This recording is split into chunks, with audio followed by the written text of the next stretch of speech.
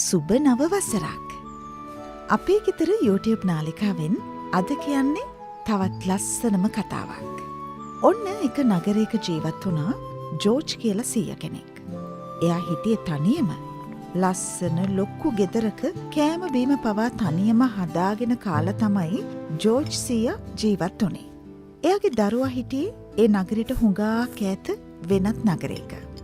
කාලේ වේගයෙන් ගෙවිලා ගියා. ජෝර්ජ් සීයා දැන් හරිම දුර්වලයි. වයසයි. සීත කාලෙට ගේ ඇතුළෙමයි හිටියේ. සමහරදාට අසනීපත් වුණා. මේ සීතලේ හරිම අමාරුයි. අනේ මගේ දරුවවත් ළඟ හිටියනම්. ජෝර්ජ් සීයා තනියම එහෙම කල්පනා කළා. ඒත් මේ හිම වැටෙන සීතලේ දරුවා ළඟට යන්නවත් දරුවට සීයා ළඟට එන්නවත් පුළුවන්කමක් තිබුණේ නැහැ. හැබැයි ජෝර්ජ් සීයා දවසක් ගෙදරින් එළියට බහින්න තීරණය කළා. තනියම දුර ගෙවාගෙන එයාගේ පුතාව හොයාගන්න ඕනි කියලා කල්පනා කළා. ඒ වුණත් එළිය සීතල හරීම දරුණුයි. ඒක තනියම දරා ගන්න අමාරුයි. හිතන තරම් මේ ගමන ලේසි වුණේ නැහැ. ඔහුම ටික දුරක් යනකොට ජෝර්ජ් සීයාට තරුණයෙක් මුණ ගැහුණා.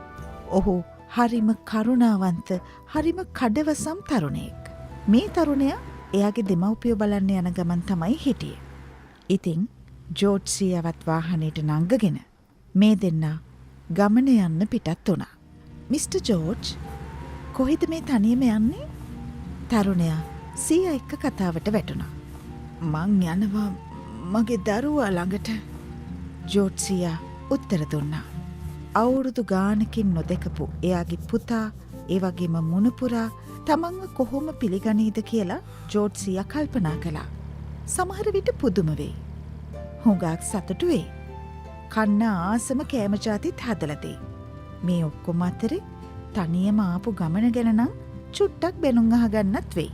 මේ තරුණයයි ජෝර්ජ් සීයයි අතරමඟදී හම්බුණු ආපන ශාලාවකින් උණු උණුවෙම කෝපිත් බිව්වා. මිස්ටර් ජෝර්ජ්, මං ආසයි ඔයාගේ තරුණ කාලේ ගෙවුණු විදිය ගැන දැනගන්න. අපි තරුණ කාලේ ලෝකෙ මේ තරම් දියුණු නෑ. අපි හැමෝම ජීවත් වුණේ එකට. හරිම සමගියෙන්. මුළු පවුලෙම හැමෝම එකට. ඒත් ලෝකෙ ටික ටික දියුණු වෙනකොට මිනිස්සු එකිනෙකාගෙන් ඈත් වුණා. දරුවෝ දෙමව්පියන්ගෙන් ඈතට ගියා. කඳුළු පිරුණු ඇස්වලින් ගැහෙන වචනවලින් ජෝර්ජ් සීයා උත්තර දුන්නා. දැන් එතකොට මිස්ටර් ජෝර්ජ්ගේ පුතා කොහෙද ඉන්නේ? එයාලා ඉන්නේ තව සැතපුම් 100ක් විතර එහායින්. අපි අවුරුදු ගානකින් මුණ ගැහිලා නැහැ. අද මම මේ යන ගමන වුණත් තේරුමක් නැති ගමනක් වෙයිද දන්නේ නැහැ. පුතාලා මාව බලන්න ඇවිත් තියෙනවා. ඒත් මං එයාලගේ ගෙදර ගිහින් නැහැ. ජෝර්ජ් සීයා හිටියේ බලාපොරොත්තුවක් නැති ගානට. මං හිතන්නේ ජෝර්ජ් සීයාගේ දරුවෝ ඉන්න පැත්තෙම තමයි අපිත් ඉන්නේ. මගේ ගෙදරට තියෙන්නේත් ඒ වගේම දුරක්. තරුණයා එහෙම කියනකොට ජෝර්ජ් සීයාට ලොකු සතුටක් දැනුණා. මේ තරුණයාව මුණ නොගැහුණා නම් මේ ගමන Tamanට තනියම එන්න බැරි බව ඔහුට තේරුම් ගියා. කොහොම හරි පැය කීපයකින් තරුණයා එයාගේ ගෙදරට ආවා. ජෝර්ජ් සීයාවත් එක් කරගෙනම. ඒ ගෙදර හරිම පිළිවෙලයි. ප්‍රියමනාපයි. ඒත් ගෙදර කවුරුවත් පේන්න හිටියේ නෑ. කෝ මේ ගෙදර කවුරුත් නැද්ද? ජෝර්ජ් සීයා වටපිට බැලුවා. අම්මලා එළියට ගිහින් වගේ. දැන් ඒ තරුණයා ආයෙමත් උණුසුම් කෝපි කෝප්පයක් පිළිගන්වන ගමන් උත්තර දුන්නා. මේ ගෙදරට පය තියපු වෙලාවෙ ඉඳන් ජෝර්ජ් සීයාට අමුතු හුරු පුරුදු බවක් දැනුණා. හොඳටම දන්න තැනකට ආවා වගේ හැඟීමක්. ටික වෙලාවක් යනකොට තරුණයාගේ දෙමව්පියෝ ආවා. අම්මේ, තාත්තේ, අද අපේ ගෙදරට අමුත්තෙක් එක්කන් ආවා. තරුණයා කිව්වා. ඒ අමුත්තව බලන්න ගෙයි මැද සාලෙට අම්මයි තාත්තයි ආවා. දෙයනේ තාත්තා! තරුණයාගේ පියා හයියෙන් කෑ ගහලා ජෝඩ්සියව බදාගත්තා. තරුණය සදාගන්න බැරුව බලාගෙනයි හිටියේ. එතකොට මේ අපේ සීයද? ඔහුට හිතාගන්න බැරි වුණා. අනේ තාත්තේ, මට අවුරුදු ගානකින් ඔයාව බලන්න ඉන්න බැරි වුණා.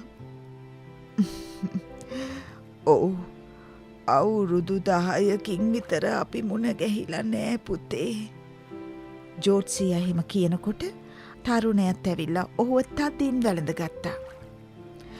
අනේ සී, මං අන්තිමටම ඔයාව මුණ ගැහුනේ මගේ 12 වෙනි උපන්දිනේ දවසේ. සමාවෙන්න, මට ඊට පස්සේ ඔයාව බලන්න ඉන්න බැරි වුණාට. ඉතින් මේ අය සෑහෙන වෙලාවක් කතා බහ කළා. අහම්බෙන් වුණත් සිද්ධ වුණේ හිතාගන්න බැරි තරම් හොඳ දෙයක්. ඒ අයගේ කතාව හරිම උණුසුම්, හරිම ආදරණීයයි. අවුරුදු ගානකට පස්සේ ඒ හදවත් ආයෙම උණුසුම් වෙන්න පටන් අරන්. එකිනෙකාව දැනෙන්න පටන් අරන්.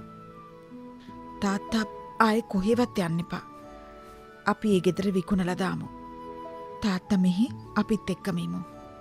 තරුණයාගේ තාත්තා, ඒ කියන්නේ ජෝඩ්සියාගේ පුතා යෝජනා කළා.